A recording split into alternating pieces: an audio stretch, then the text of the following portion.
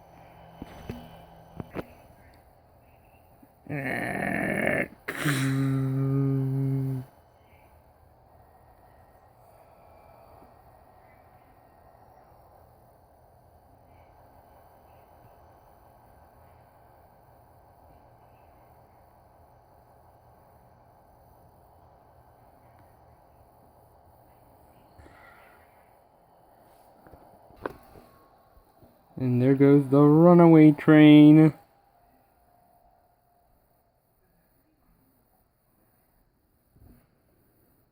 Oh, water. Runaway train! Runaway train! Ah! There goes the runaway train. And last but not least, always come prepared with buffers at the end of the line to derail runaway trains.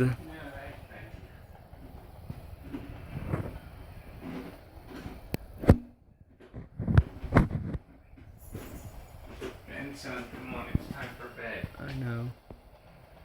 Why are you sitting up? I don't know why. Okay, well, come on, get to bed. Okay? Okay, but can you not interrupt me All in right. the middle of filming a video? Yeah.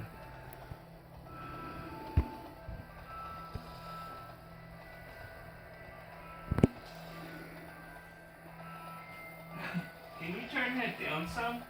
What? Turn what down?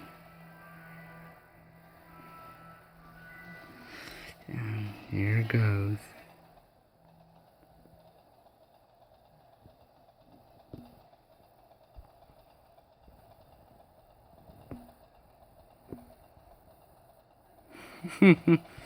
Now it looks like the coal car smashed right through the shed. Oh! That's a big wreck of 50 coal cars in one shed. Now you should never operate a coal train in the mountains again.